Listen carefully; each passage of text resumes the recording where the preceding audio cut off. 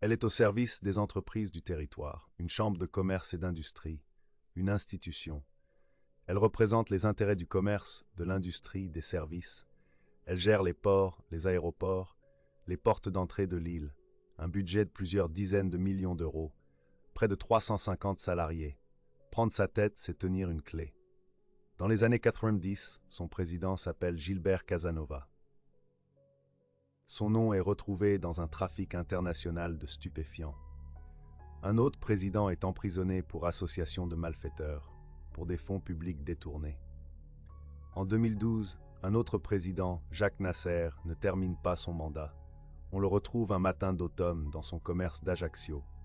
Un quatrième doit démissionner avant que sa maison ne soit la proie des flammes, à plusieurs reprises. Derrière la façade institutionnelle, une guerre silencieuse se joue dans les coulisses. Une guerre pour le contrôle, pour les marchés, pour les emplois. Une guerre qui oppose des clans, des familles, des bandes. Août 2018. Un retraité, Jean Livrelli, est touché devant chez lui. Il n'était pas la bonne personne. La cible est un homme lié à la chambre de commerce. Un homme qui naviguait entre deux camps rivaux. En prison, le fils d'une figure locale parle de ces marchés publics attribués par la CCI. Il en parle avec intérêt.